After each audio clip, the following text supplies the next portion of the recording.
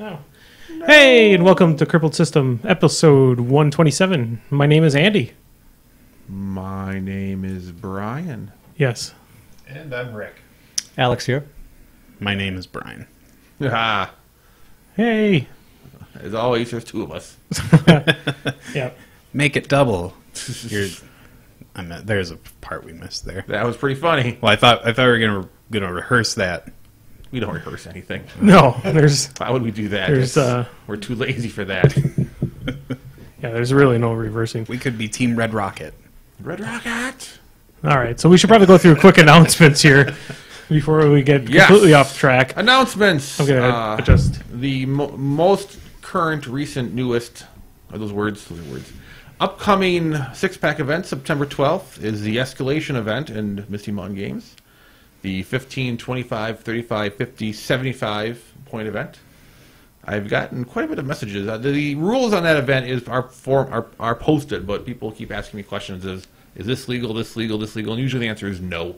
You just make a list, and you make it normal, and no, you can't do that weird thing. If you start at with a theme list and you start at tier 1, can you go up to Yeah, tier 2? yep. You could theoretically have a tier 1 list, have a tier 2 list, put in models that somehow break the tier, and then you're no longer in a tier, and then go from there. Okay. You just have to. But the only thing when you go in or out of a tier, sometimes your points go up or down, so you have to make sure your points are still legal within that realm. So if you lose a bonus points, you have to you actually have less points to work with, or if you gain points, you have more points to work with at that level. Yeah. Because certain themes at tier 2 or 3 give you stuff. Some are at tier 1; they give you stuff. I think that most people might be asking questions now because of the way ADR is so common for people now. Yeah. Like the definition's really set out there, and it's a really big deal, and people know how that works, so Yeah. they just assume this works the same way. Which is fair. Yeah. We haven't done an escalation event in a while. Andy is running the event, so the day of the event, it's up to Andy to deal with all those problems anyway. So I'll be down at a very top secret thing called the Crippled Rumble, which I can't talk about in the air, so I won't mention the Crippled Rumble again. But that's where I'll be. It's a very secret thing. Shh, don't tell anyone about it. I'll offer free points to people that actually bring their lists with proper makeup. Yeah, I mean, we have the sheet to fill out is on the web, so you can fill it out ahead of time, bring it, and then type it up and do all those nice things. Somehow Brian always brings his list typed up. He always formats the sheet completely terribly versus every other sheet. Just because you need bifocals to read it. It's your formatting. I pulled that shit right off the internet. And it works for everybody else except for whatever printer you have in your 18 size font that you change everything, dude. It has to be my work's computer. Put it in your mouth there, Rick. Yep. October that one. And October 3rd is the final six-pack event, which I'm going to post this week. It's going to start even earlier than the other ones because everything has been starting dice rolling at 10, sign up by 9:30, which is about an hour earlier than normal events. The final event is going to start dice roll by 9 or 9:30 because we have a lot of prizes to give out at the end. So we need to allot for time because I want to get people out of there by 9 p.m. I don't want them to be there till midnight o'clock. I mean, the last half an hour is me giving you stuff, which is the funnest part of the day. Mm-hmm. People like prizes and T-shirts and trophies and all that kind of jazz. And then there's this little thing in November. I think it's called Gamehole Con. Yes, I think it's a thing, which will be a lot of our topics today. That is the first weekend in November, correct? That's right. Yeah. That's right. Yeah. November 6, 7, 8. Yes. Which we'll be talking about a lot more momentarily. Yep. That's all kind of. We're gonna have a roll machine, board games, role playing, karate, maybe. All kinds of Probably stuff, not sponsored, but that'd be like an unofficial event. That's right. That's right. Those people will be escorted to the door, but yes, that might be some of that. Who knows? Yeah, I know some folks that can bring in some sword fighting and stuff like that, like the foam sword fighting event. Yeah. Sure, and we've talked about doing that, and it's a possibility, especially as we continue to expand. We took on all the space at the Alliant Energy Center, and it filled so quickly. It's just shocking how much stuff it took and how much room we've already filled. So we actually had kind of thought about having a foam fighting arena, but we had to fold it in. We decided that'd be better for have lots of open gaming instead. Yeah, Sure. You need a lot of space. You can't just Yeah. people confined their areas when they're beating each other. They need this, stretch first and what's that. Yeah, exactly. A little warm up room. PT going on. Yeah. But as far as the announcements goes, and I don't think there's any Milwaukee events posted that I'm aware of. There's also War Machine Weekend, which is the weekend after Game Yeah, Con. well, that's not important. That's after Game Con. We only care up to Game Con. We can't see beyond that. Oh, And every- there's Keep your eye on the ball. there's one thing that might be interest to some people in our listening group, I guess. In lacrosse, they're on September 11th, which is the same, or no, September 12th, I'm sorry, the same date as the six pack. They're having a thing called the Coolie Con, and that's kind of their own brand of gaming convention that they're doing. And I do know that they will be having it sounds like a 35-point steamroller there. So if you're out in that area. if you're in that area, drive to Madison for the six-pack event, you sons of bitches. Well, I mean, I'll find you if you go there instead of mine. It's only an extra 2 hours. I mean, whatever. But if you do go to lacrosse, it has some amazing Chinese food. Well, there you go. If you really need some Chinese food and you want to play some War Machine. Well, I'm almost afraid to go to that Chinese place that's by Misty. Like, I hear so many stories, and I don't want to end up with dysentery. It's rolling. It's a great way to lose weight. Well, then maybe I should start doing coke and eat there more often. Yeah, that'd be a fun Facebook update. No, then I'll just be like a Dallas Cowboy. I'll just get a jersey in the mail. They'll be like, come on. There you go. So that's all I have for announcements. That's kind of a generic overview. Oh, I'm going to the Chaos Cup next weekend. What is that? The Chaos Cup, probably the premier Blood Bowl tournament. Yeah, you were squirting your lists all over the place. Yeah, that list is, it's not going to be very good. It's going to be pretty horrible. Yeah. Originally, I was going to take a Goblin team, and I realized I didn't have a painted Goblin team, and I didn't want to paint the Goblin team, or I didn't have a full painted Goblin team, so I just modified my Dwarf team into something stupid. Okay. So the whole team is Frenzy, if you guys don't know what that is, but they all have Frenzy. It's going to be horrible. So you say it's going to be... I've gone to a event, man, and think to myself, man, this is going to be a horrible, funny list. And you go there, and it's horribly unfunny. And you're like, oh, this actually isn't fun. It's goofy.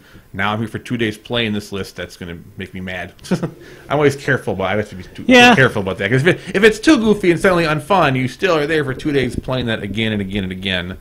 That is true. But, it's Blood Bowl. Yeah, it's something to give you a chuckle on the toilet, but I don't know if I'd run my double Mountain King Calandra list at a six-pack event. Well, fuck it, maybe I would. Yeah, you would.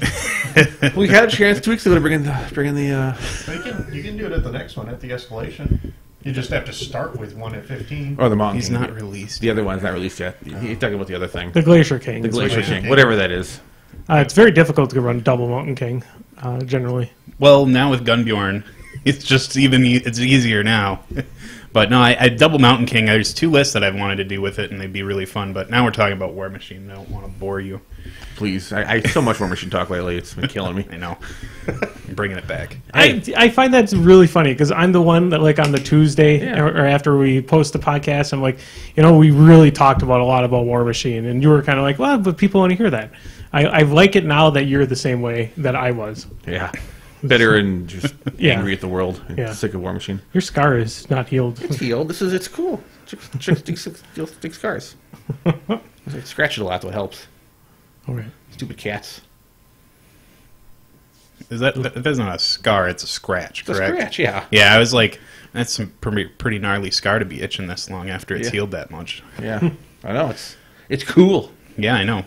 I don't know. That's all I had. All right. That's a great topic for radio that I just brought up. Yeah, look at Brian's scar that no one can see except for people in the room. It's like 13 inches long. I know I compared my penis to it, and it's just a little short, but you eyeball it really well. There you go. Alrighty then. GameWorldCon, woohoo!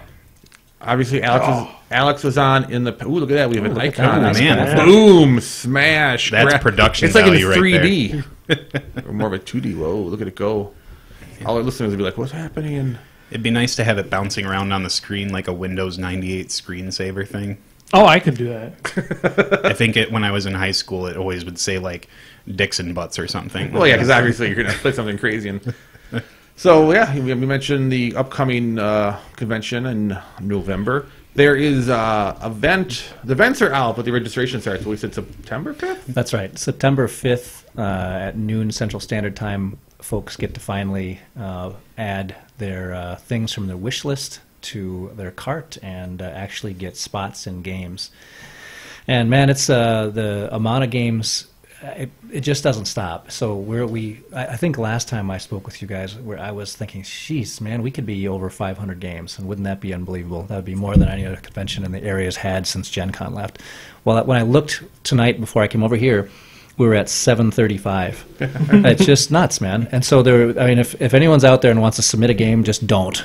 Especially not for Saturday. If you want to do something Sunday afternoon or Friday morning early, we can probably fit you in. But really, we're maxed out on games, and we have so many awesome games. So, yeah. So everyone out there who's bought a badge already has been able to take advantage of our wish list, which is those of you who go to Gen Con or other bigger cons. What you can do is you can pick your games ahead of time.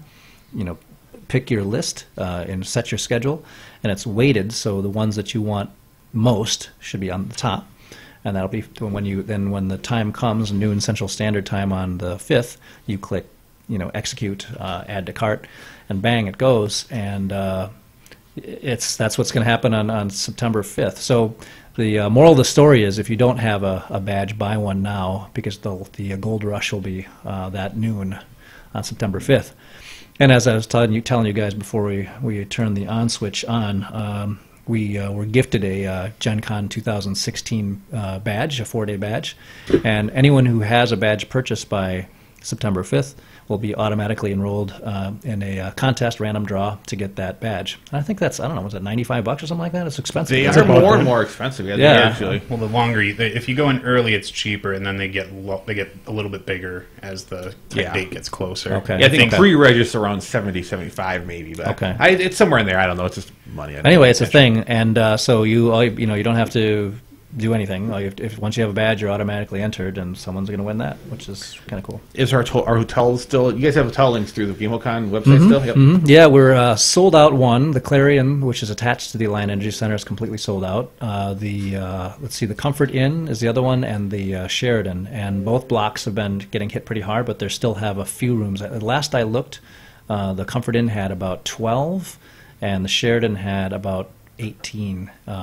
They could probably add more. The Comfort Inn is a smaller hotel, but the Sheridan's a little bigger. I bet we can squeeze a few more out of them. But hotels are getting tight too. Nice. Yeah. I had a friend. I was playing games today, and he's like, he made some comment about how he hasn't been to any of these. I don't go to the convention around in Madison where they're all just tiny and dinky. I'm like, you can't say that anymore because you haven't seen what the hell. Because we talked about this last time. Pre-GameCon, the cons here were questionably run. I mean, they were smaller. They weren't that organized. They weren't that well thought out. They did the job to some degree, and I think people need to understand that this is a full-fledged big event. This is not a small one guy in a corner writing it with a clipboard trying to send people in different directions. This is a well-structured big con. I mean, there's a massive role-playing section, massive board game section, there's miniatures. I mean, we have multiple War Machine stuff we'll go over in a little bit, massive prize support. I mean, this is a big, convention, and it's growing every year. And is there any kind of I don't know if you've got this level? Are there LARPers here yet? Is there a LARPing event? Is that still not has that? Well, sort of. They're contained. Yeah, they're contained. We don't let them run free. Yeah. That's safe for them and for us. I mean, exactly. it's good for everybody. No, there are a couple of specific Call of Cthulhu LARPs that are going on that are in separate rooms, separate ballrooms for that reason. We are a tabletop gaming convention, so we're going to stick to those roots. It's miniatures, RPGs, board games, and to some extent collectible card games. Beyond that, we're not going to go on the fandom route. We're not going to do. It's not going to be. There won't be a costume contest. There's nothing wrong with costume contests. It's just not what we do. Ours is a gaming convention. There's enough places to go for that. Anyway. Absolutely. GeekCon's a great fan con. Well, and then the other is the Steam. There's that steampunk thing at what I can't think of. TelsaCon. Well, I mean, at Madison, there's the TelsaCon. TeslaCon. The whole thing exists to dress up. I mean, that's the entire. Yeah. So ours is always going to be that focus and. That's how. Will there be some LARP stuff that happens? Probably, and it's probably going to grow, but it's not. We're not trying to push that necessarily. We want to be people around the country and hopefully around the world will recognize that we have the best games and the best guests, as good as anyone. And so come to a more civilized venue to play all the games you could at Gen Con or PAX or Origins and not have to go through all the bullshit that you have to go through in those places. Yeah. And one of the things I really liked, and I ran the War Machine events last year, was it was extremely well organized. I mean, being able to find out what room stuff was in, finding out, last minute, hey, there's slots open, there's, staff members wearing shirts with the con logo on them. It's super easy to figure out what was going on, where you could get a game in. Tons of friendly people to chat with. It is real easy to get into. And you mentioned, there's a ton of people from the industry you have coming here, and they are here to be involved with the community, not here to just like wave at them from a distance. You mentioned last time too, you people who come are running events, they're interacting at a very intense level. So it's cool when game designers are there and they're having Ed Greenman run you a Forgotten Realms thing. I mean that's a ridiculous thing that have happened. I mean. I almost shoulder checked at Greenwood when I was picking up terrain from one of the War Machine events. I spun away from the table and damn near laid him out. Well, I mean, it's pretty simple, guys. I mean, we at the Game Hole are a group of gamers, and what we decided to do is we're going to run a convention that we want to go to. So it means that it makes sense that the site doesn't crash, that it's laid out in a way that you can pick games, that when you show up, you have a packet, and in that packet has a schedule that makes sense. You have your game tickets, and you have a program that tells you where everything is, and then everything internally is going to be consistent. Good signage, laid out hopefully logically, and then be friendly and be nice and help people, and let's have a high energy, fun con, and so. That's where. So, Rick, I appreciate what you're saying, and that's exactly where we're shooting for. That it makes sense to people. That doesn't make any sense to me. That doesn't, because I want my convention. I want to be able to be lost for hours trying to find the room that I need to play my game in, and I want a pamphlet that I have to stare at for 3 hours to be able to. Were you there last year? Were you there last year, Brian? I tried, but it wasn't.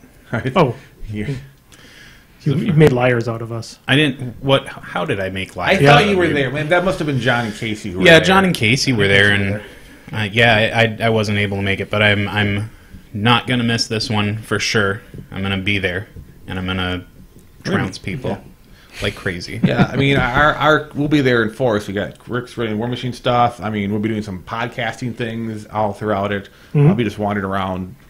Maybe doing some live streams of some sort for some of the War Machine there'll games. be all sorts of shenanigans going down there. Yeah, somebody was talking about doing a huge Unbound game. Possibly. Just to kind of show off, for people who haven't seen. Get the 40K guys interested in it.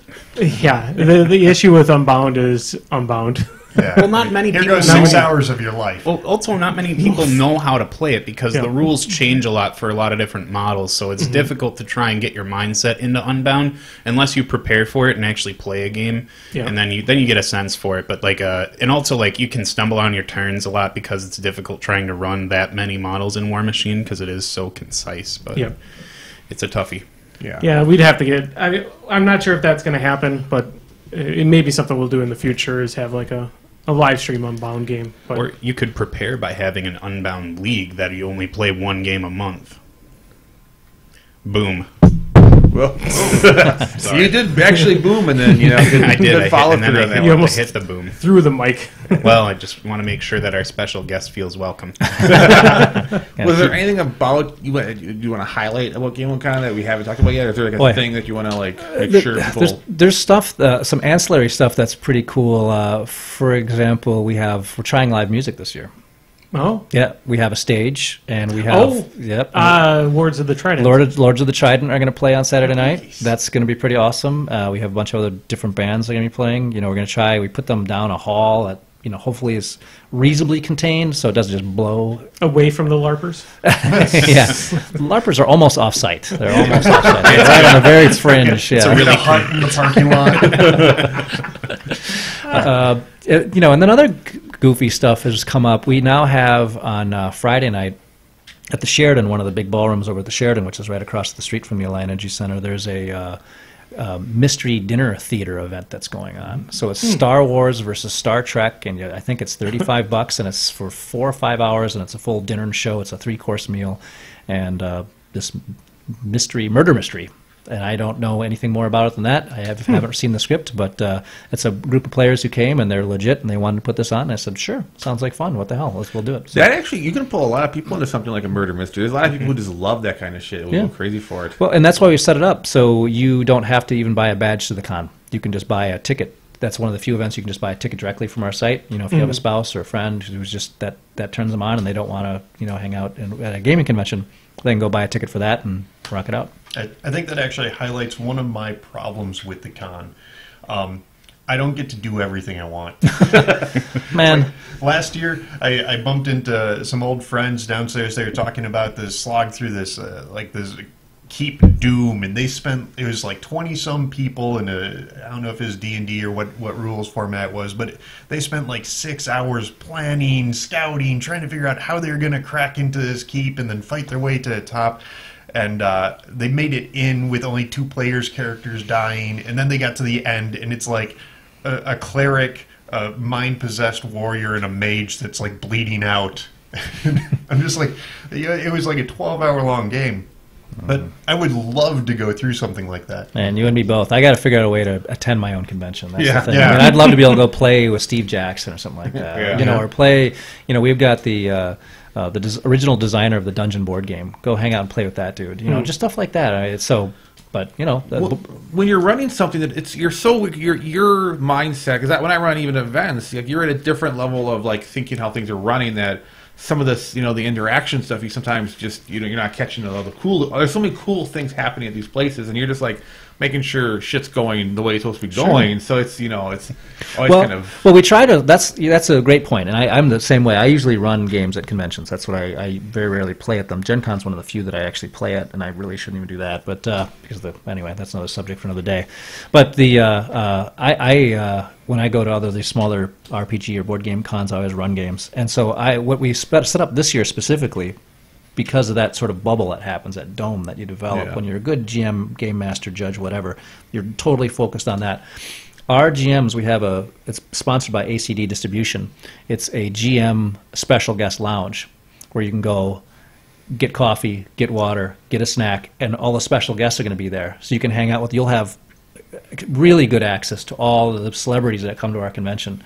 So every person who actually runs a game will have a special thing on their tag, on their badge, that lets them into this lounge. And so because of that, because you know, the game masters, the DMs, GMs, judges, whatever, are the backbone of any good gaming convention. We want to make sure that, you know, those folks are appreciated and they feel special, because they are. So hopefully then you step out of your game and you can go, you know, have a cup of coffee with Steve Jackson or Ed Greenwood or whatever, or one of the Gygaxes, or, you know, that should hopefully is fun for people.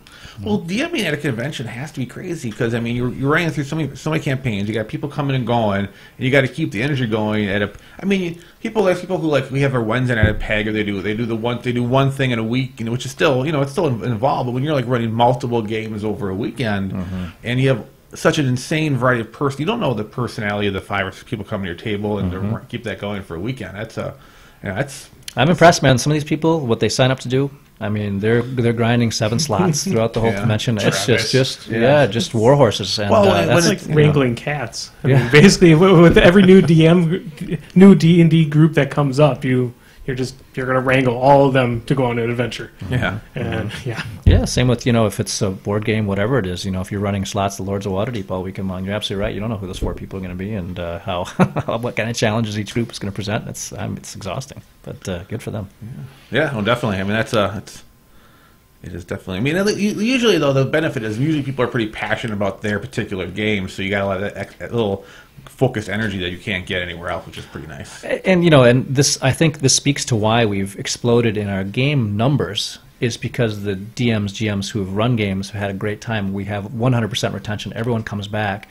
And I think that is because we have great attendees. I think we really have good attendees. We're focused in, first of all, obviously Madison, Wisconsin, which has probably more game stores per capita than any other city in the world, right? I mean, think about it. There are an unbelievable amount of game stores in the Dane County area, and then if you go out the next couple of counties, it's amazing. We're very spoiled. I have a lot of friends on the internet. They go, man, I have to travel X hours for my game store. I have one game store, and I hate half the employees. And we're like, well, we have unlimited options. 6. Yeah. All within commute range. Yeah. So we have a really great base that way. And then you start spreading out. I mean, D&D was born in this state. So, I mean, we have a really deep gaming tradition here. And then it's just in the Midwest. So you're just dealing with, I think, nice people good players, and people who know their game and are passionate about it, and they want to come play whatever that is. If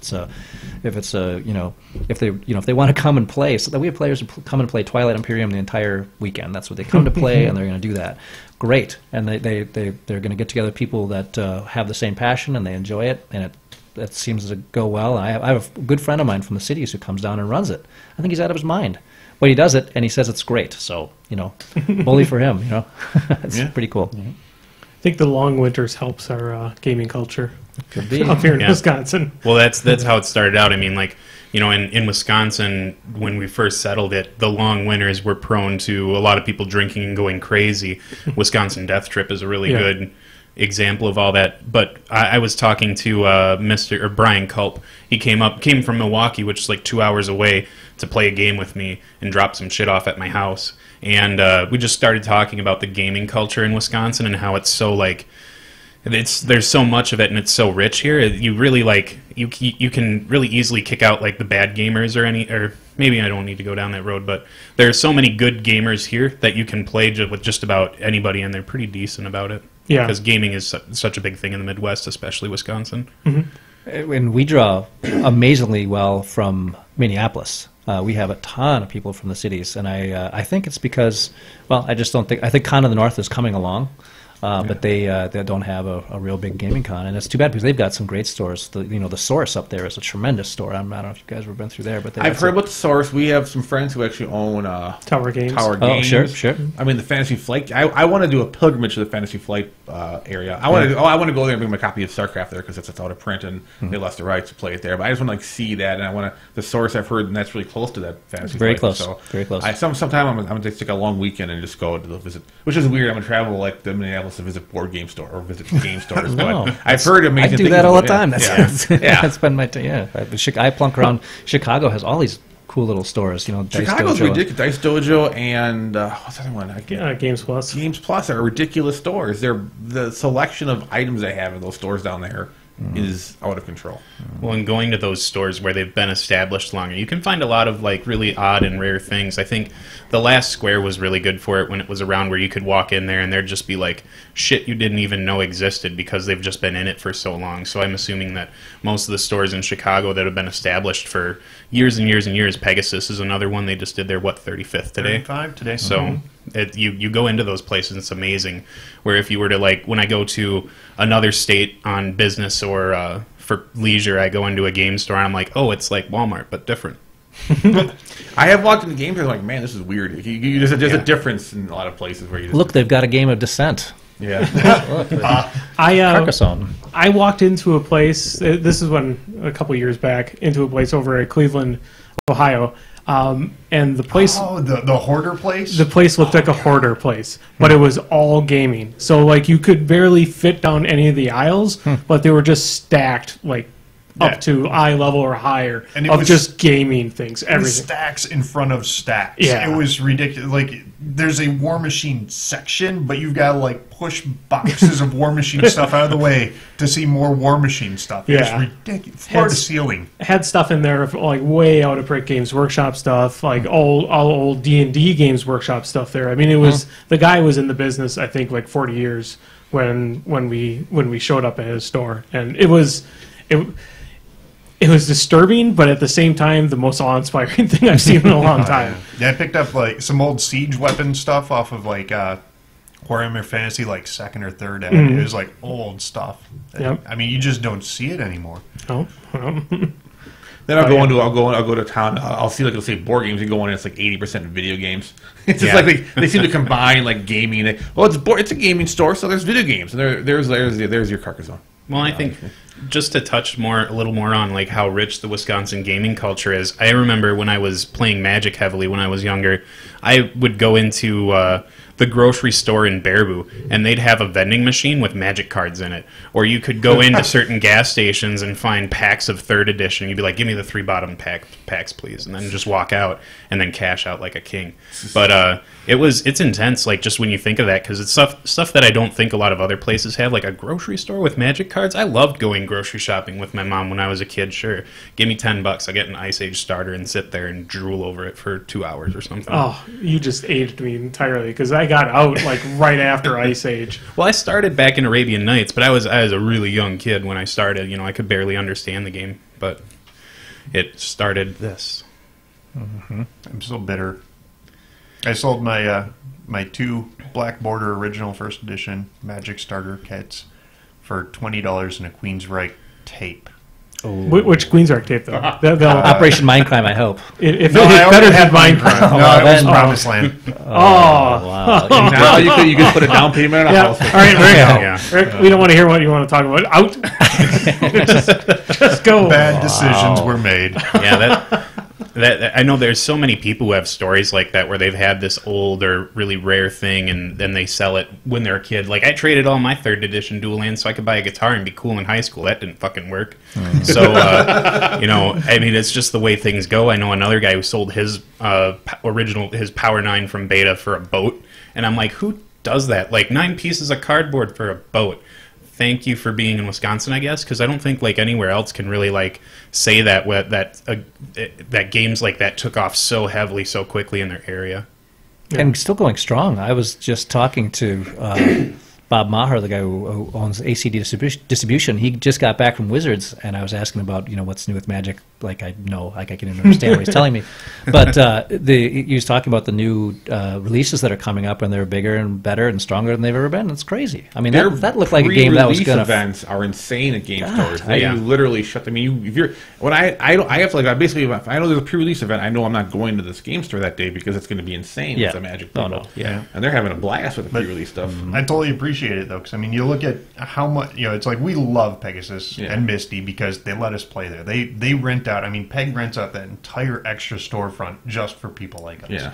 And it's like I know I buy like 90% of my War Machine Horde stuff through them. I buy some board games there and whatnot. But it's like I'm not pushing the money through that they need to keep both those stores rented. You go in on a Friday night for Friday Night Magic. I mean, it's like 20, 30 kids, each of them plunking $30 down. Yeah. Yeah, any wargamer that has a store that has tables set up cannot bitch about Magic players taking up space because they're the entire reason why you even have a store. I mean, Misty Mountain, back when they had the larger store, that place would hold at least 150 people. At least I remember that much. And that's what drives a lot of the ability to be in these stores and drive the games a lot further. And conventions are doing it now too, which is a great thing. Well, and there's little doubt that the continued success of Magic is what ultimately funded 5th edition Dungeons and Dragons. If you're a D&D player, I mean that's if Magic as a brand were circling the drain, there's no way Hasbro was going to put that kind of money into the R&D that they did with 5th edition, which was great. A 3-year play test and all that, which came out with a really good set of rules. So, again, yeah, you're absolutely right. Point well taken. That Magic is a kind of a strange ancillary thing to all of what we do because most you guys who've played Magic heavily usually don't cross over to any other games. So if you're a Magic player, you're pretty much into Magic. At least that's been my experience. But then they often will. Yeah, it's the gateway drug. Yeah, and then getting into other things. So it's So I hear you. But I think doing heroin is cheaper. Seems to be, man. Wow, I can't believe the secondary market on those things. It's been tremendous. Yeah. Well, the point, I guess, is that thank a vet and thank a Magic player. I was lucky enough. The money I put into Magic when I got all. I got into Magic, played heavily for like a year and a half, and I got out and I got basically every penny back. Like I didn't get any profit. I basically played a game that was fun for a year and a half, and I got out for the exact amount of money I put into it. It's not bad. Yeah, so I can't feel bad. I mean, sure, if hindsight, I would have loved to save maybe a couple of those cards but whatever. I mean, at the time, I got in, I got out, and there's no way that over the course of the time those cards would have survived all the trips I've done, everything. Like I wouldn't have. There's no scenario where I still have a pile of those cards anywhere saved. I know that when I go to play in Baraboo on Friday nights, play War Machine, I've completely kicked the Magic habit, and I really have to stay away from those guys because even just the smell of a pack of cards can get you back in. It really is just like crack. But it's interesting, and maybe you guys can put your 2 cents in on this too, is one of the reasons why I got out of Magic was because of the complete shift of the value and what I was getting out of the out of the game. And a lot of this probably is from me just squandering my collection and then building it back up again. But it seems like wargaming, at least for War Machine, is a little bit more stable. It's the smart money. Unless you play like Haley 2 or Denny 2, yes. That's the worst thing. Then you're They're still screwed. good casters. I guess you actually really have to throw them in the trash. They're terrible. Signar, if you own Signar, you just throw it in the garbage anyways. So. Burn it. Yeah. Tell us where you threw it away in the trash so we can. Well, you could send it to P.O. Box Crippled System 506, and then we'd take care of it for you. We'd dispose of it properly. Yeah, we'd make sure it's properly disposed of. You don't want to contaminate the rest of your models because they might get hit with a Nerf bat next year. Yeah. Make sure to double seal it in a trash bag. Yep. Undisclosed location. Kind of going back on Magic though too is it's kind of funny where you're talking about basically Magic fueled 5th edition D&D, but at the same time when Magic was really not in its heyday, because it's still technically in its heyday. In its infancy, maybe? Yeah, even when it's in its infancy, felt like that's actually what killed the rest of the market. That's what killed like D&D at the time, especially when they bought out TSR.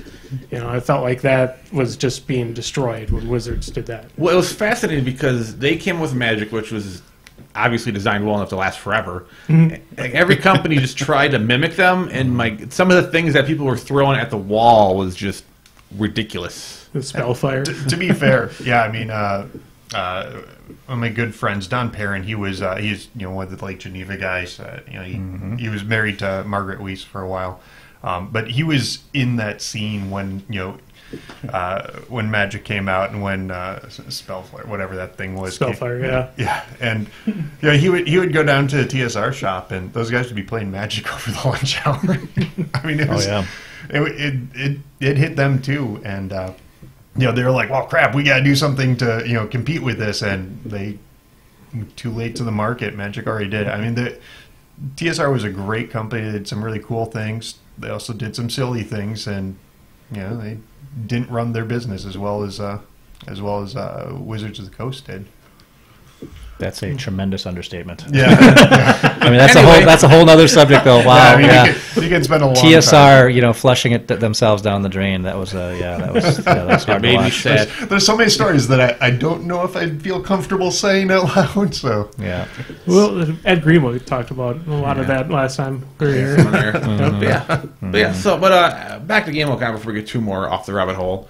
You're running, Rick. You're running some event. What are you running for? What War Machine events are being held at the convention?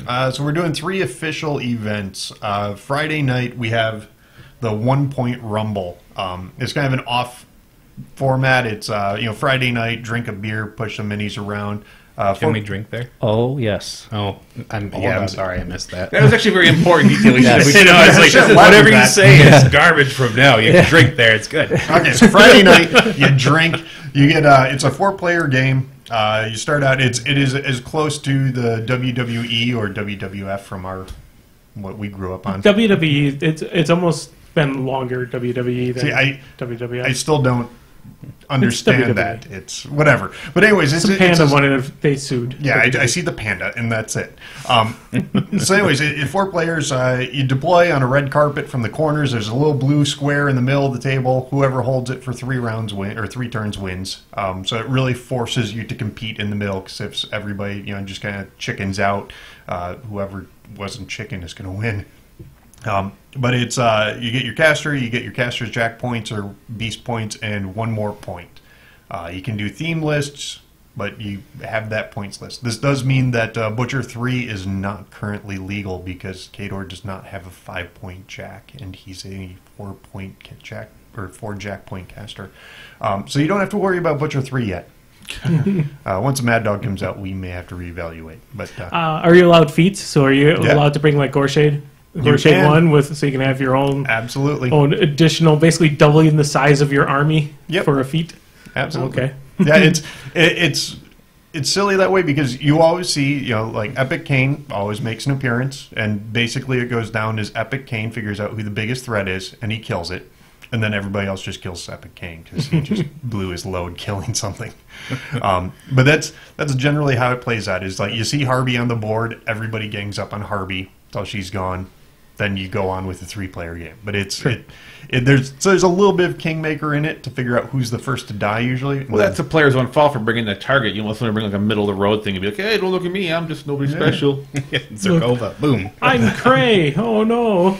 Well, actually, Cray's probably really good at that too. God, who's the retcaster, the old man stats retcaster? That's Gareth. Gareth. Yeah, the 2 years ago, it was Gareth versus Gareth were the last two standing casters. They had battled through multiple tables to get there, and it's like everybody's like, "Who cares about Gareth?" It's like I got Butcher 2 or whatever. It's like, nope, Gareth gets work done. He's an assassin. That's what he does. And he's Marvel 2's heyday has come. You can see it. Yeah, and there's some special rules for hordes that you're not, fury starved the whole game.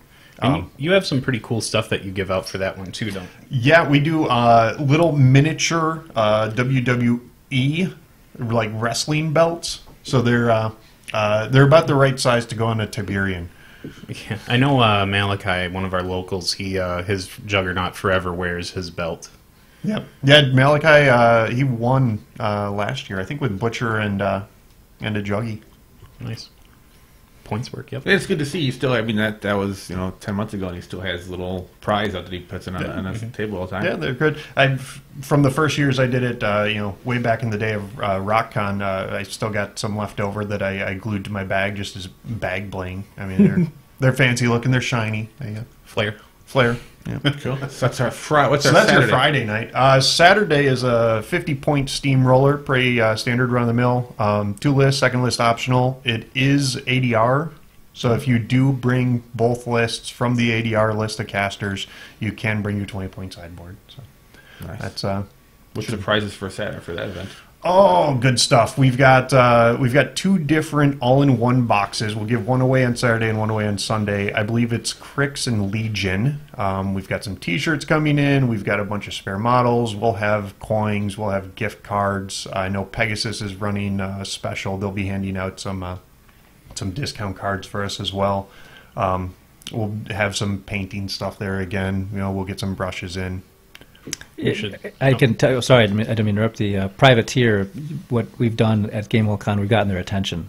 So I've been talking to someone directly there, and I think they've got some other stuff coming too still. So stay tuned on that. I'll circle as soon as I get a hold of them. Hopefully this week I'm talking about banners and all that kind of stuff that they want to send down to us. So hopefully there'll be some more prize support too. Maybe that'll be something that we'll have to see if we can plan next year, is doing some IK there.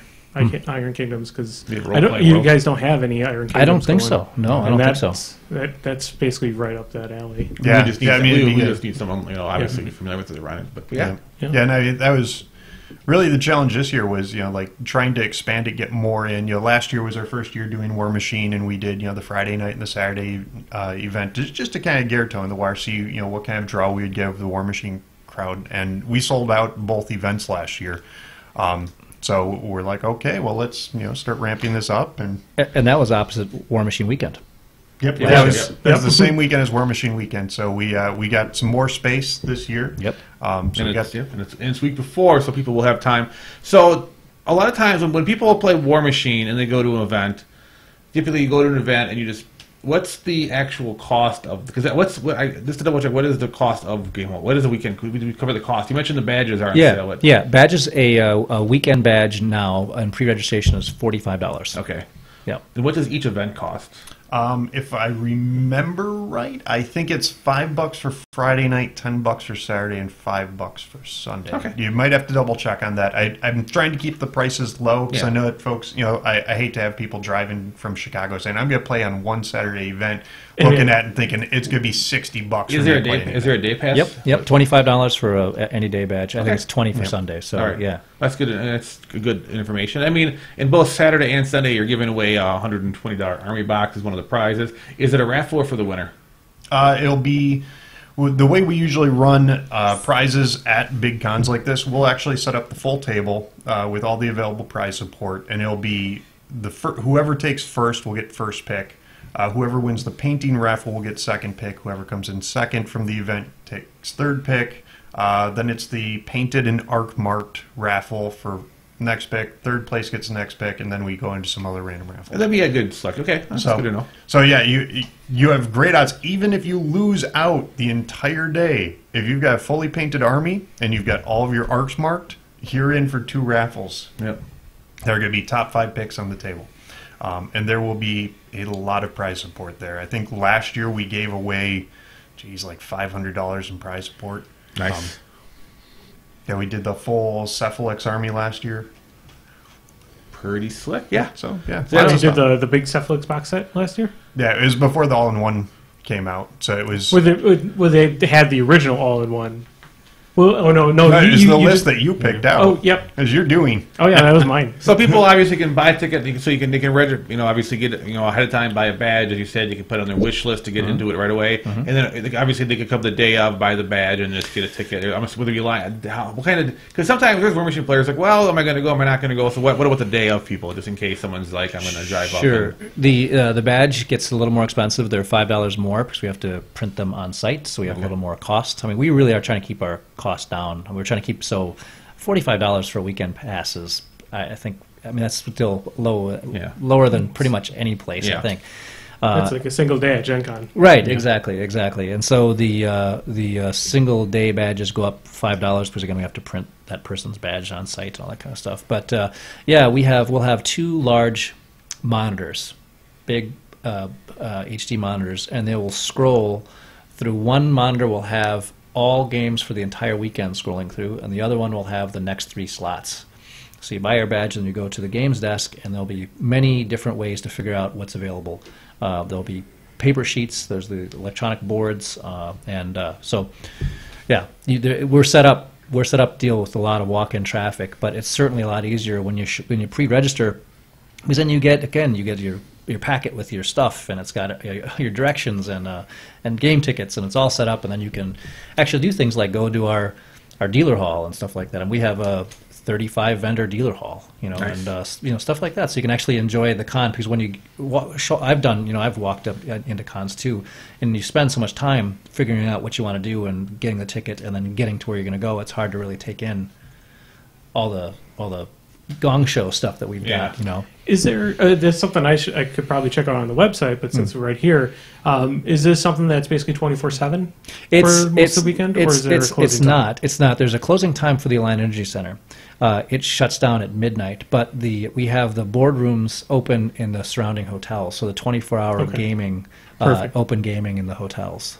And for open gaming, you also have you have the Gen Con board game. Whoever offers them their open play games, you have that as well, right? Yeah, So you have, exactly. If you go to Gen Con, again, it seems like we're talking about them a lot, but I'm sorry about that, Peter, if you're out there. If you go to Gen Con, you have to buy a wristband to get into their board games area. I don't remember how much it costs, but whatever that cost is, it's $0 for our attendees. It's the same games library at Gen Con. You go and check a game out for free. They have a dedicated hall where their games are, and so you can play there. There's there's a paint and take, free paint and take. You can sit down and paint miniatures and get some instructions. So if you have friends who are just getting into it and they want to just practice, they can come and pick up something and paint for free and leave it there and pick it up. And that's pretty cool. yeah, and we have goofy stuff like the Mad Rollin' Dolls. Every year have been with us, and we our motto is game harder, which means like just be into your game more, or take it more seriously, or have more fun, or be nuttier, or whatever. So they're rolling around the whole convention, and they have wristbands that they're going to be giving out when they see people having more fun or whatever. So they'll be swagging people, and they're fully padded up. So and stuff like that. We like this is more. We try to have kind of a carnival atmosphere. Excellent. So yeah, it's cool, Rick, that you did a great job last year, and to have that kind of success opposite of War Machine Weekend, we were certainly surprised. So yeah, we're ready for it this year. So hopefully we have allocated enough space for you. Yeah. Did you say there was a third event too? There is Sunday. Sunday. 35-point spell draft. And it's actually my first time dealing with a spell draft, so I'm probably going to be begging some assistance off these bums. But Probably glass. No, it's not. But it should be, again, fun format. Tons more prize support for it. I think we're starting a little earlier on Sunday. I know last year, it's always the challenge when you're doing long events at cons that, a lot of the prize support we get is from the vendor hall. So it's like you tell people, great, it's 10 o'clock. You won first place. Here's your $40, $50 gift certificate that you can't spend. Yeah. So Sunday we'll be starting a little bit earlier. We'll be trying to run through the full event. That's why we dropped it down to 35 points. Try and get it done earlier in the day. So if people do still have gift cards left, they can try and catch the vendors before they go. I know Pegasus is usually really good. Misty as well. If you have gift cards from them, you can just take it straight to the store. I think last year their credit card machine wasn't working, so they actually just gave me business cards that said good for $35, and then I lost those, so I wound up writing on my card good for $35 at Pegasus, and they actually honored that. So I mean they're stand-up folks. They'll they called me, they're like, Rick, is this legit? And I'm like, yep, it's legit. I got your guys' card here. But well, you do that now, right? And good for $35. Yeah, call Rick Way. Phone number 555. Yeah, I'll warn James not to buy it. But yeah, it's we'll try and get people in through their games, through prizes, down to vendor hall, off to their next events. I said, my biggest disappointment is just that I don't get to do all these fun things. I love running War Machine events, and I will have a ball doing it. Yeah. But then I'll be living vicariously as people come up and tell me about their greatest tabletop game they just had, with Gygax GMing for them or whatever. So I would say if you are at Gamehole Con and you're not playing War Machine, come and tell me about what you're doing. Just rub it in my face. I want to hear about it. Oh, sorry. I thought there was two different things. I was confused for a second on what where you were going. That game tastes salty. Well, that's good. I think that's.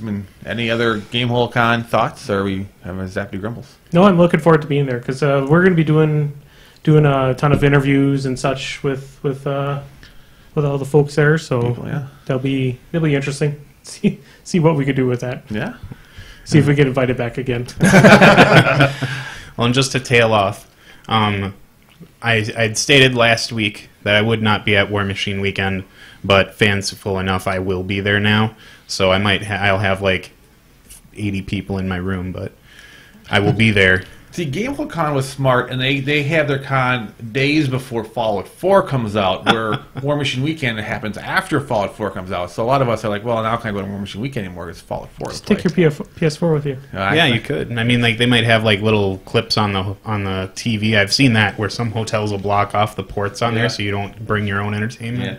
But you can take those apart pretty easy. That's funny. Nice. Yeah. Getting them back together is a bitch, though. Well, Cool. But yeah, no, it's going to be a blast. And I really appreciate you guys having me and the support that you guys have shown from the get-go. I appreciate it. I mean, Gamehole Con's all about local gaming. It's about Madison and the surrounding area first, and in the Midwest as part of that. And so it's cool to see groups like Rick taking ownership. This is something that I have a stake in, and we just want to grow it with you and for you. We've never been interested in making money on this. We actually borderline lose money every year, but that's cool. There'll be maybe a time when we break even, and that's going to be fine. So it's cool to see how it's grown and how people are excited about it, and it's quite frankly humbling. So again, thanks. Yeah, thank you. Thanks for being here. Thank you for running it. No, our pleasure. I'm sad that we couldn't make it for the last two of them because timing is awful. Timing was Well, no excuses this year. Yeah, no excuses this year. So should we lower the quality of our podcast and do our Zappity Grumbles? There's not that many. I saw one that was just keeping me all day. It was racing through my head, so I'm excited. So we should skip do you know one. what it is? You could just read it. No, it's fine. Bring up the Zappities and Grumbles and we'll have some awesome recommendations. It'll be a surprise. Blow people's minds. And okay. So, we did it. Yeah. I remember It's that, just quick answers generally. Well, we try to be quick. Try to be quick. A lot of times these have nothing to do with anything that's topical. And often they don't make sense to us either. So yes, exactly. If it makes sense to you, it might not make any sense to us. So fantastic. And thank God. So our last two podcasts that we've had, we had somebody on our Twitter and Facebook feed in first time 48 questions. And last week was like 25 questions. He is strangely absent this week, which is good. No one murdered him. I still vote we print out all the Zappity Grumbles from last week and force Brian to shove them up his ass for ditching out on him. I had places to You called people out the week before, and then you're like conveniently, oh, I'm going to go. It was a shame. That looks exhausting. Gotta go. Yeah. All right. So, what is your favorite project in Minecraft? I have none. My favorite that I've ever seen was somebody built an 8086 processor in Minecraft. Yeah, I've seen people build computers in Minecraft. But a processor? Yeah, an actual processor. And they had just a little digital display that they could do simple math on it. It was like a full blown 8086. No idea. Nothing. I built a Got room nothing. underwater. That's what I We did. aim high. It was in the middle of the lake. And I built a tunnel and went down into the lake and built a room. I think I bought the Minecraft Pocket Edition when I was in college, and I dug a hole in the ground and then realized that this was a waste of my time. Actually, I take it back. I will say there was a second Minecraft project that I really liked. It was myself and one of my old programming buddies, Adam Pliska, genius guy. If anyone is looking for a programmer, I don't know where he lives these days. But You're not on the clock. all right, anyway, great guy. But we decided, and this was back in alpha of Minecraft. We decided we were going to make a clone of Minecraft because Minecraft itself was a clone of somebody else's theory. And the original theory, you can look it up. The guy had posted it all. It's all public knowledge. So we're like, oh hey, we can do this. So the two of us spent 3 months, nights, and weekends basically building a Silverlight browser-based Minecraft clone. And we're keeping up feature for feature with, what's his name? The guy who runs Minecraft. Until he posted the numbers as far as, he's charging $5 in alpha and $10 in beta. And we were keeping up with him until he cracked $1 million and hired people. It's at that point he's like, okay, he hired 2 full-time developers. It's we just can't keep up anymore. But we had a full-blown 3D world. You could run around in your browser, bust bricks, build things, grass, lighting, all that good stuff. Ridiculous. Zappity. Grumble. All right. Does anyone know where Brian has been since last week? Which Brian? It's a mystery. That is a good thing. It depends on which Brian. Yeah. Well, I also told the chat people too is that Nathan is not here today either. Oh, Nathan's not here. Hey, where? Whoa, I did not know that. I just realized. I thought he was just dead in the corner. No, Nathan's not here. So possible murders. Weird. It's actually Nathan's anniversary today. Yes. So Married that's for 1 why he's- year. Yeah. Someone put up with Nathan for an entire year. That's impressive. It is amazing. Someone said yes, not under pressure. Yeah. Well, she works a lot, so she's not home a lot. I think that's the secret to their marriage. 12-hour days, 9 hours sleep. That's the formula to a good relationship with Nathan, I think. And then run for 3 hours. Yeah. Hit the gym. Huh? Yep. Zappity. Grumble. Have you heard the new Disturbed album? Nope. Oh, you mean the same exact one? Spotify, by the way, has finally found a way for me to pay for premium so I don't have to listen to that horse shit anymore, is because every single fucking commercial they play is Disturbed. And Jesus Christ, if it doesn't sound like the same fucking song they ever played, minus the monkey sounds, that band can die in a fire, and I would not care. Bring back Buddy Holly. Give me something. Disturbed. Okay. 99 cents for 3 months. I'll keep it up. Just don't play any more fucking Disturbed while I'm trying to do something. 99 cents for 3 months. Rant over. Yeah, that's their special right now. Really? Yeah. That's actually not bad. I like Spotify. I hated paying $10 for it. Yeah, it's not. It's for the 3 months intro. It's Do you $1. Oh, I probably can't get $1 for it because I've been, Because if you're already signed up, maybe you could start user. another account. Who knows? Yeah. Zappity. Grumble. Oh, my phone just went off. What do you do with a drunken sailor early in the morning? This is the one I've been thinking about. All right. This is all you. Well, at first I was like, you thank him for his service, and then he thanks you for yours, then you put your clothes on and leave.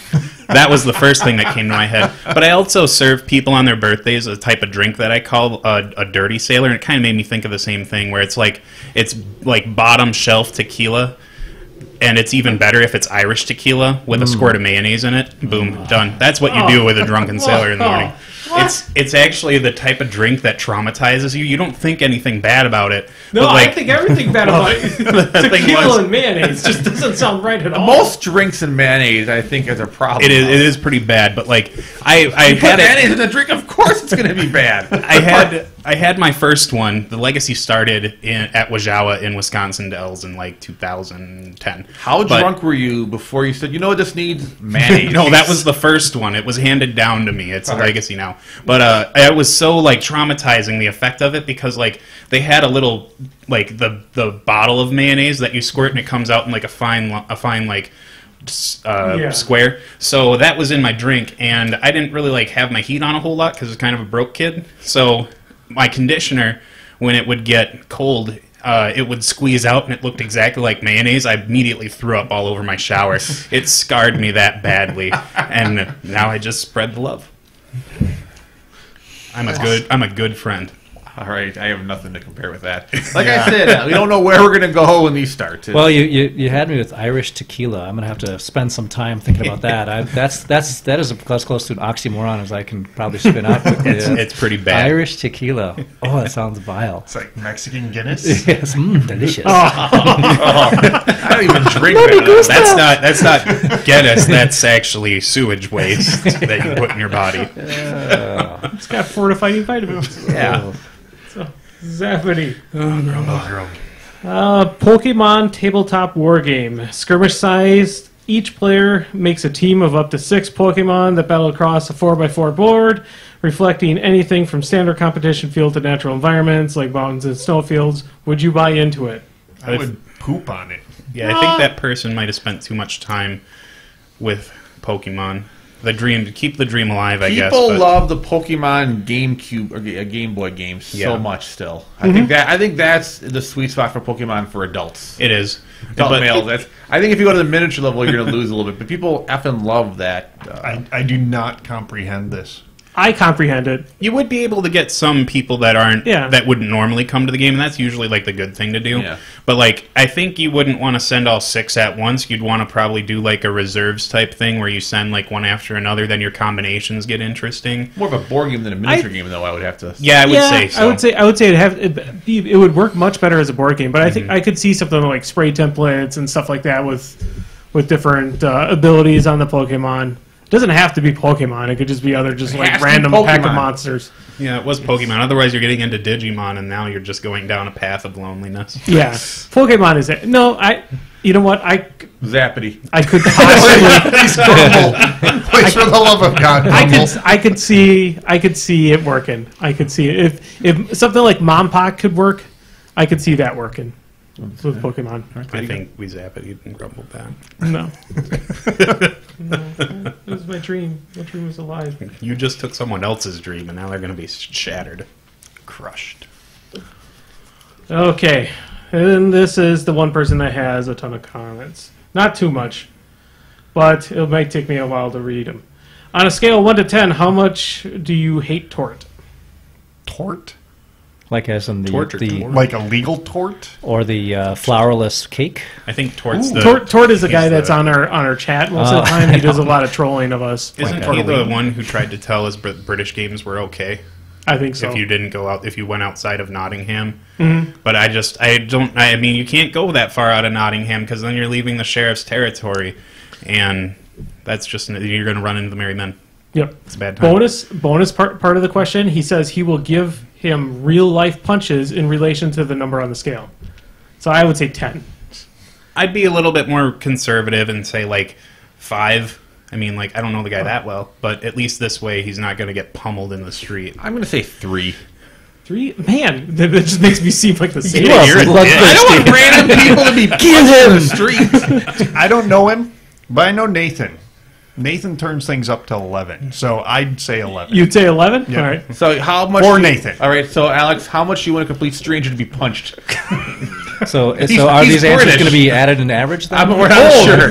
Or added together. As a British person, Exactly. so you might want to add to the number, but a random British person could get punched X amount of times. What is X? I'm just going to say 6. All right, That there you sounds go. like a number. Yeah, it's a little over average. I mean, it's a good place. Well, to he's be. British, so an X is okay. Yeah, it is. It's a transition. I'm not sure if Tort is British. I think Well- he's Australian. Well, then that's what we'll start. Well, then he should hate British people. Just I don't know. Maybe I don't know enough about politics, but I thought they did not get along very well, like Scottish people and British people. Well, pretty much anyone in the British. Yeah, anybody. I mean, we left that place a long time ago, so I mean, we're the smart ones. All right. Yeah. So what's Yeah, the Tort next? is Aussie. That's what we said. Oh well. You said British. Same thing. That's and then Tort said that's the reason why you're his favorite. Yeah. Well, someone has to give a Jeremy answer around here once in a while. they're next to each other, right Australia is landlocked, right? Yeah. Is that right next to Switzerland? Yeah, right next to Just take the bridge. God. Oh my God, Jeremy and geography is the best. It is one thing we missed about the podcast. How many No, states are in he's the U.S.? Aussie 48. Knowing he's Aussie now, I'd say 11 on my own. I mean, Yeah, exactly. Knowing that he's Australian, I'd probably say 11 as well He probably because I gets- know they can take it. Well, he wakes every morning and a spider probably punches him and bites him, and a thing attacks him when he got drop bears come out at him. I mean, he's probably getting punched daily by Australia. He's just got like a drooling Komodo dragon over his stomach in the morning. Yeah. Like, they have venomous, nasty spit. Oh my God. All right. There is a lot of long words in here, so I'm going to do my best. All right. Would you rather be covered in huntsman spiders, hairy and big as your hand but not venomous, for 5 minutes, or be stung by a box jellyfish and endure the Irukandji syndrome? Irukandji syndrome includes an array of systemic symptoms, including severe headache, backache, muscle pains, chest and abdominal pain, nausea, vomiting, sweating, anxiety, hypertension, tachycardia, and pulmonary edema. One unusual symptom associated with the syndrome is feeling of impending doom. Patients have been reported as I must be being bit by one so right now. certain that they are going to Sounds die. They awesome. beg their doctors to kill them to get it over with. Symptoms generally abate within 4 to 30 hours, but may take up to 2 weeks to resolve completely. Or 5 minutes. If it was 5 minutes covered. with huntsman spiders that are just big as your hand, but they don't bite. As I'm the one in the room probably most terrified of spiders, when I went to Jamaica, I did handle that very large spider that the random guy pulled out of a tree. I think he threw. You have the picture of like the split second before you threw it and ran. No, he walked up to the tree, he pulled out a spider, he walked over to me. My first instinct was to run and swim back to America. Or at least find a flamethrower and just burn down everything. And he just put it on his face and it crawled around his face and he was passing it around. And I'm like, everyone is taking the spider, holding onto it for a few moments, and the spider's just chilling out. It's a fucking monstrous spider. And then he's like, well, do you want to hold the spider? I'm like, well, there's a couple cute girls here. I can't say no, but I'm terrified. So it was on me for like 15 seconds, and that was intense. Like I had to shut down, and to be covered in huntsman spiders, which are less adorable than that. I don't know. No, they're furry. Yeah, they're furry. Exactly, it's a big furry spider. Yeah, And that's creepy looking They as are. banana spiders or bird spiders, man. Those things just look. Ugh. Oh, the huntsman is huge. Huntsmans are creepy. The fucking banana looking. spiders. Well, when I was in Okie, they also does when you're out in the field, you look at the latrine because you piss standing up before you sit down to drop a loaf. Because the banana spiders will sit on the toilet seat like they're 8 legs going around the toilet seat and just hang out there. And so it's like you always piss first to make sure that if they're underneath the lid or anything that they get knocked down. But those things are huge. Hated those damn things. Is suicide an option? Well, I think if you get stung by the box jellyfish, I'd that would pretty much probably- endure I'd suicide. probably take the Suicide. spiders as much as I hate them. Yeah. Can I be drunk? Can I be on fire during this section? Can I be drunk on fire during the 5 minutes? Well, Because if you're on fire, you can go anywhere. Yeah. That is a right. proper statement. Yeah, I would probably take the spider. I mean, I hate them, but if I'm like lying down, they don't tell you what you can be doing when you're lying down. If you're just like lying down still, I think I could stand it for 5 minutes. You get one of those like crazy fetish like latex things with the little vacuum on it, so you could say it's on me. I mean, like, well, how much on me is on me? I mean, You could get into like one of those dollar machines, like the giant glass you box. could be like Zoltar, the fortune teller. Yeah, and then just have all the huntsman spiders being blown up into the air around you. Oh yeah, Because like that- Like a money grab. They're not venomous, but then they probably will bite. yeah, they probably do. So they probably will not like that. Yeah, let's not make the spiders mad. It's the rule I live by. So I think the logical choice is spiders, but man, imagine the stories you would tell after going through like 2 weeks of hallucinations. God, would you get? If If I had spiders every 5 minutes, I would still go through 2 weeks of hallucinations. I mean, either way, I'm getting 2 weeks of hallucinations out of the deal. I would assume that would probably be you could be diagnosed with PTSD. Oh, you'd be seriously screwed up. That would mess with your head if you're like begging somebody to actually kill you because of like a pain in your arm. Yee. Holy cow! Any thoughts, Alex? I'm not afraid of spiders particularly, so I take the spiders all day, every day on that one. That's easier. You should learn some fear because they're going to turn. Well, I've seen a lot of big spiders. Yeah. It doesn't- Honestly, don't it's the bother me. small fucking things I'm more like fucking brown recluses. That's what I'm really fucking. Those things are. Yeah. Yeah. we Anything got that just causes your Yeah. body to rot is Yeah. No, that's horrible. Yeah, Yeah, I have a coworker who got bit by one of those things. Yeah, you lose limbs and Yeah. They call her Abscesses. Three Limb McGee for a reason. I don't believe you call anybody Three Limb McGee. That's actually true.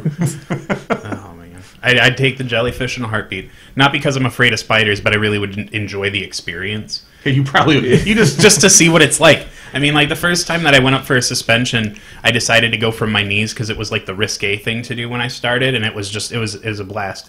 But I would definitely take the jellyfish so I could walk away with the experience of it. Purple Heart. All right, Zappity. Grumble. On a note, when are you guys coming to Australia for CanCon? I almost was going to come next year, and then I realized I'd have to cancel everything else in for an entire year to afford to go. I have to I still want to go, and maybe next year, not this coming. I almost came this coming January, and now this upcoming January, and now that I'm not, I do sort of have regrets. Even though I did a year of fun stuff, so maybe if I can financially keep myself going, I will go to the following year's camp because I do want to go. I would take like 3 weeks off, 1 week to do that, and then another week to travel Australia, and then another week for therapy for all for everything that's trying to kill you. I'm telling you, I'm taking a flamethrower team with me. That's not a joke. There will be a squad of bodyguards armed with flamethrowers who will follow me through Australia. I saw there's a flamethrower that's out there for commercial purchase that doesn't require any licenses or paperwork or it's anything. pretty cheap, actually. Yeah, fairly inexpensive. I like this. It might fit in overhead storage because it's very compact. I highly doubt they're going to let you take a flamethrower on a plane. Probably can fuel it. You have to fuel it when you get there. Yeah. That'd be ridiculous otherwise. I still highly doubt they're going to let you take a flamethrower. I'm on going a to look plane. into this now. I did not realize that was an Ship option. it. Check out the TSA rules. They'll just Yeah. see if flamethrower exists on those. That'd be a fun conversation. FedEx. You know? Go through the metal detectors. Everything's just beeping. It's like Well, if it's made of stainless, it usually doesn't go off. I'm like, well, there's spiders. Like, okay, keep going. Acceptable answer. I guess if you're on your way to Australia, that'd be understandable. Yeah, you can't get it back. But Yeah. That's fine. It'll be well used by the time it's done there. Such a big tube. The tip is just melted down. All right. I'd be really interested to go to Australia, not only just to experience the country or the continent. No, it's a country, continent. Both. Both. The continent, yes. It's a conta tree. So I'd like to go there just to experience it and then stuff Trent Denison. It'd be so fun. All right. And But, I think I actually have very little desire to travel the world. Like, I don't give a rat's ass most places. I just don't care. But Australia seems to be intriguing. It's also because everything I'm most afraid of is there. It's like every possible... So it's what is they call it? Shock therapy? Not shock therapy. The fuck. Exposure therapy. Yeah, it would be very much so. You'd come out like Rambo. Yeah. Or dead. One of these. There's no other alternative. Get your repatriation insurance. All right. Zappity. Grumble. And for favorite alcoholic cider. Oh, that's So I drink a lot of cider. Alcoholic cider? Alcoholic cider. I even make my own. But I think right now, for what you can get in the U.S., Blackthorn. It's a dry cider. It's like the old Strongbow before they switched over to that crap sweet sugar stuff they did now. But no, if you're looking for a good dry cider, Blackthorn. I like there's it used to be on the tap here over by the Brews Brothers in Verona here, but it's a Crispin pear cider, I think it is. It's from California, and yeah, I like that a lot. It's not as strong, but it's just tasty. Yeah, Blackthorn I think is like 6.5%. Comes in 16-ounce tins. There's too many times where a cider can get too much where it tastes like a wine to me, and I hate wine. You gotta stick to the dry stuff, because otherwise, I mean, there's like stuff like the Smith and Forge. It's like drinking Kool-Aid. Yeah, there's that's very whiny too to me. Yeah, and the Angry Orchard, all the Angry Orchard ones, it might be just way too sweet. Woodchuck. Woodchuck is. I always compared it to, if Budweiser is the horse piss of beers, Woodchuck is the rodent piss of ciders. It's your introduction to that. They had a limited run. It was oak aged, they called it, or the 505 blend. They only let them out like once every couple of years, but those are good. But other than that, it's like it's what you drink when there's nothing better to drink. Any thoughts, Alex? That's funny. I own 2 bars and I don't have any thought on what's my favorite cider. We always have one on, each place has one on the draft lines, and we try to go small batch stuff. And the people who are really into ciders are really into ciders, and so it's just I have not tasted enough to give you a real strong opinion on that, but I tend to like the dry ones too, for what it's worth. I don't like the sweet ones. There's a new brewery. They've only been around a couple of years, someplace out in Middleton. I don't know who they are or what they have, but last time I was at my package store, the lady there was talking them up, so I've been meaning to try and find them. But they're local, and apparently they do a good dry cider. Yeah. I'd say MGD with a drop of apple juice in it is fun. I was Zappity Grumble. They actually sell that. Yeah. Oh, it's horrible. Summersby? Is that MGD? I think it's MGD, isn't it? A drop it's from the same group. I don't. It needs to be MGD. Just a drop of apple. Then it's okay. I'll drink it like that. Anything else? Or are we I'm going to skip the last question. All right. We'll save that for our podcast bashathon. All right. Fair enough. Special future episode. Yeah. Look out, other podcast people. Yeah, we're coming for you. Coming for you. Oh, Should we show up with like warriors type weapons? Like we can all dress up like the baseball clowns. Oh, I was going to be walking around with beer bottles in my hands and clinking them. Bear bottles? Beer bottles okay. in my hands, clinking them. Like, Yeah. come on, play. So are we questioned out? Yeah, I think we're questioned out. I double checked Twitter's, but Right. I think there's only one question in Twitter land. So we do recommendations. Yeah. All right. Yeah. All right. Recommendations. I can start. Last week before I left, I pre-recommended. Wait. We have one more question. Oh my God! One more question. Have any of you seen Ruby on Netflix? No. Nope. Ruby or Rudy? Ruby. 'Cause I've seen Rudy, but that was an older Rudy. movie. Rudy is the old football film. I did, guys. I Yeah. There's a game store like literally right across the road from Notre Dame.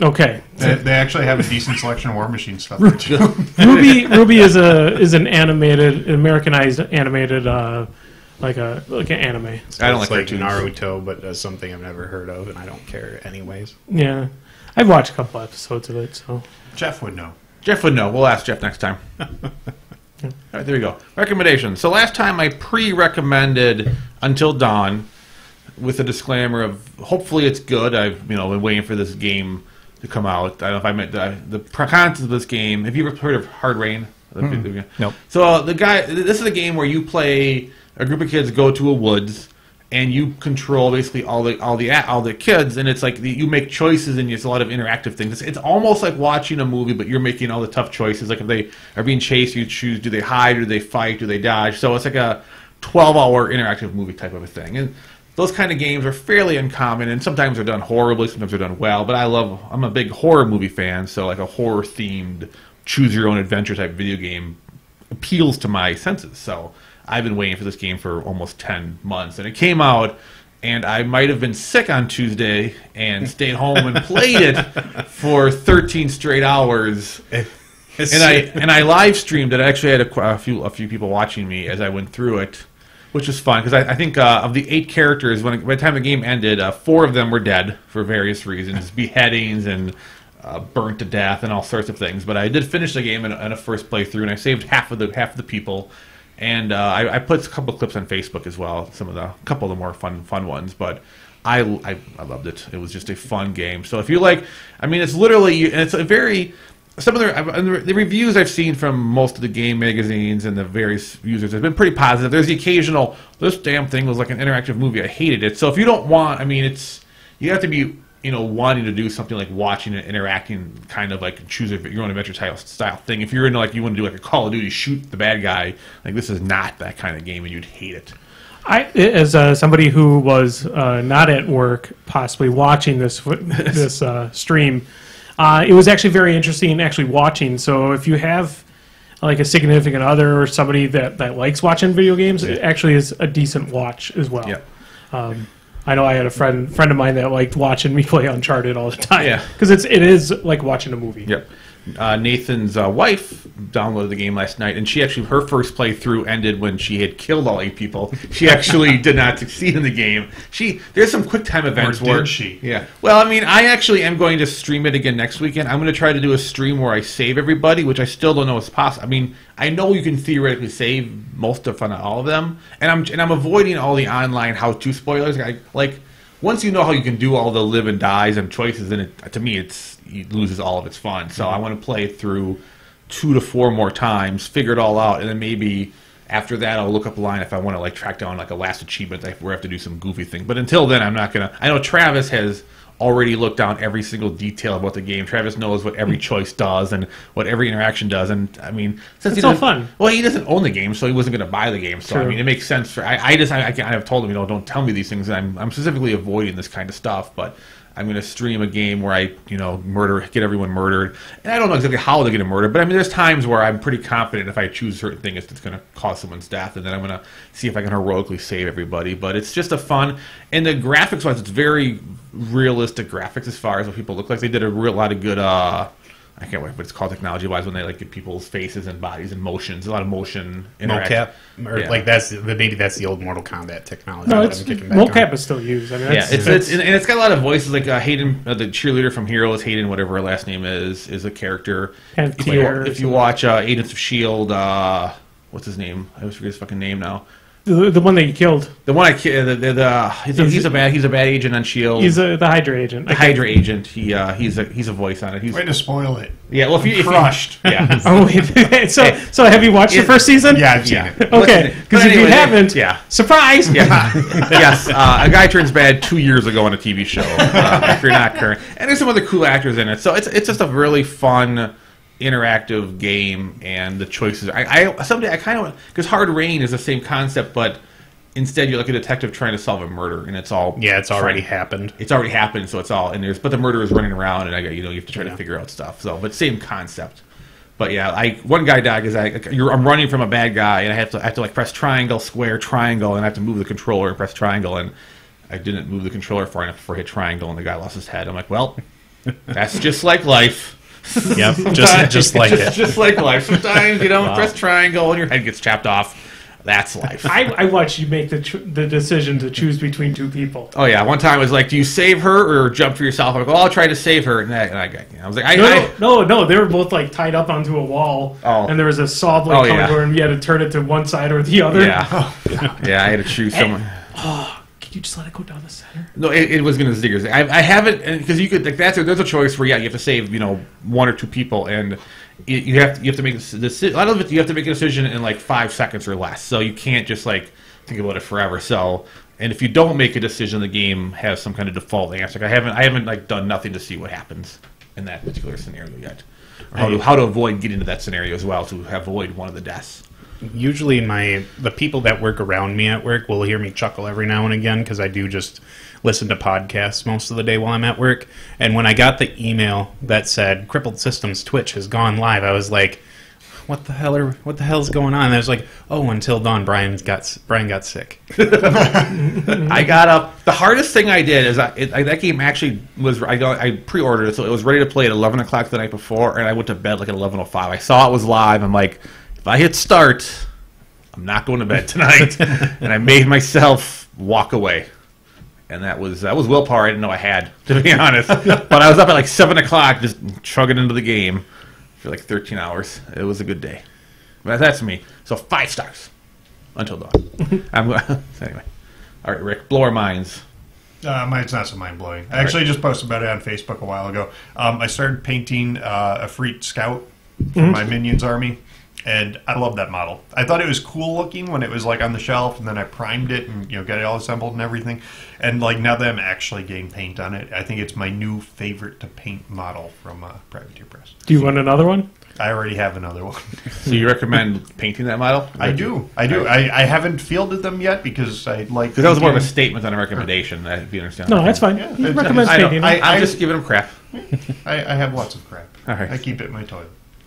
Once you get them on the table, they're so good. After you clear out the banana spiders. Yeah. Now, Nate's been talking up the two scouts and Alton Ashley, and basically just you wreck a beast. You're shooting down a beast really easy. Well, that's like the Cater had the Widowmakers and the sniper, like little sniper. Yeah, the sniper. I Same love the concept. Widowmakers You can pop out 7 shots with them in Kel Belloc. So Yeah. that's an aspect on most beasts. Yeah. I've been rocking them in trolls and like with an impaler and a light cav movement. They're indestructible. They're so good. Sorry, I didn't mean to jump on that. I was really excited. You were excited. It's a good one. All right. So I recommend it. All right, you recommend it. Fair enough. Alex, you have a recommendation type thing? A little different subject. I am a big comic book nerd as well. And I was really into comic books, in the late 80s where, I was buying every Marvel title that came out, like every single one. And then things like college got in the way. And so I've kept up with the major storylines, Civil War, House of M, all that kind of stuff. And I'm now trying to get back into comics and reading a lot of titles that I kind of let go pass me by. And I've been recently going back through the old Daredevils. And so I read through Frank Miller, so I'm reading now all the Michael Bendis stuff, and I'm really liking it. And there are people, I know there are 2 real schools of thought on that. People really like it or they don't.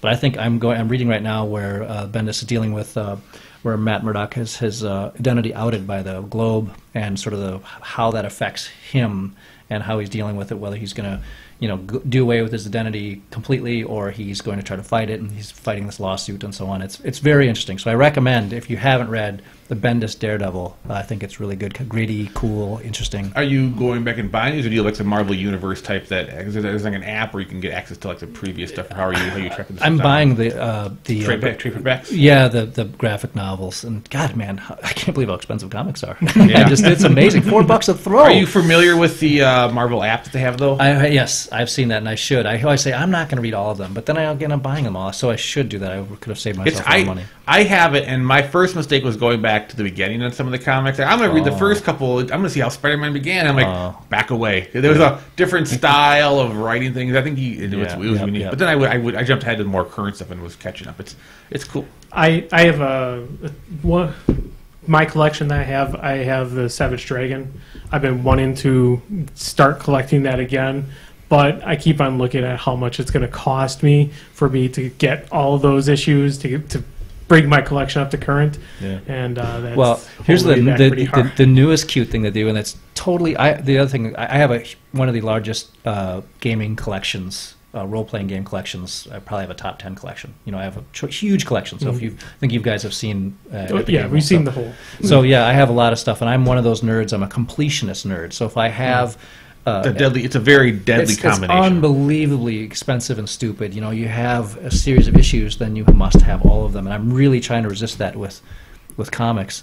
And here's what they're doing now that's so cute. Like I picked up the new Secret Wars, which I think is cool. So I'm all the Battle World stuff.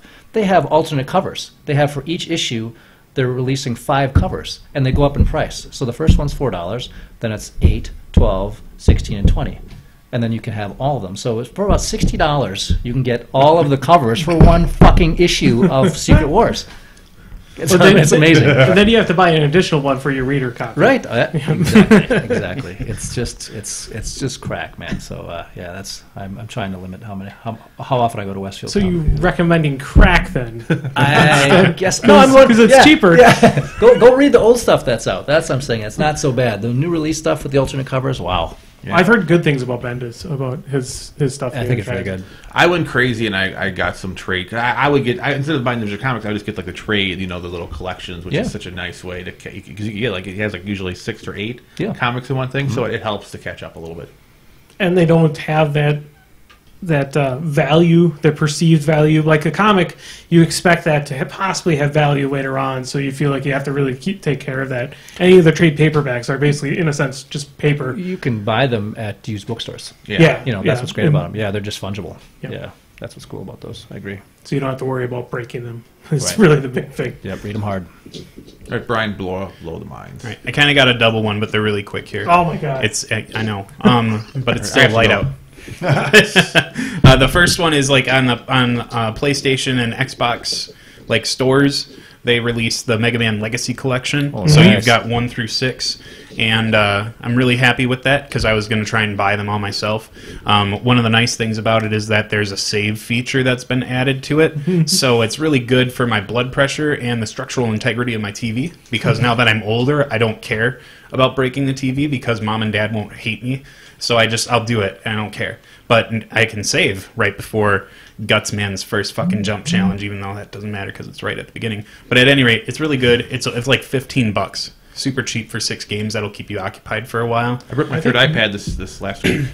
Nice. Rage. That's a Gamer Rage and iPad. They're too. I'm only mad for 4 seconds, but an iPad cannot handle 4 seconds of my rage. Most things can, but those were anyway. Sorry, replacement plans is I need it anyway. Sorry. No, I'm happy with not breaking TVs and expensive electronics. The other part is I was messing around with some pigments and some crushed glass today for snow, and I was like, how the fuck do I use this crushed glass stuff? Because it just wasn't working for me. And then I realized after looking up at Secret Miniature Weapons on YouTube, they have like a whole channel that's nothing but 2-minute tutorials from one of their like show quality guys that just does their like their showroom advertising shit. I don't know, I'm losing words, but it's really cool. You get to learn about all these things that they sell, and he's also the kind of guy that doesn't peddle their products. So like when you want to use crushed glass, he says, well, here's the realistic water that I'm going to use, but if you're a more frugal gamer, you can just get like gloss varnish, it'll do the same thing. So I'd recommend looking up Secret Weapon Miniatures on YouTube and trying to get some extra input on things that you might have not known how to do before, like working with pigments to make a realistic looking dirt. And it is nice because I have done a lot. Because I look at a lot of how-to videos for terrain stuff, and it's like to make this, you use this product number with this product number with this product. Yeah, they number, give you SKUs and nothing instead else of- will work because our product. And it's Yep. like arg. It is nice because it is sponsored by them, so you'd think he'd be trying to throw their products like crazy, but he's just like, everybody likes to try and save money. Here's what you can do. It's pretty legit. That's really cool. Pretty legit channel. Check it out. Bring your bases to life. If you make terrain, if you're like, I know at RockCon there used to be a couple of like terrain shops that show up in the vendor hall. Please come to GameholeCon. I will buy your stuff because I am too lazy and too busy to actually make terrain. So I usually just wait until I find a vendor that's like at a con that has stuff, and I will just start dropping cash on them until I cannot carry anymore. Yeah, my homeboard terrain is really bad. It's like MDF and felt. It's rancid. That's my recommendation. ×2. Yes. Let's see what I have one last announcement before Andy's. I forgot announcement. We have more prize support at our next 6-pack from Musa Minis. Oh yes. Yes. We got a whole bunch of. They gave us like a literally just a grab bag of a variety of things, all types of tokens, some terrain set, just an insane amount of stuff.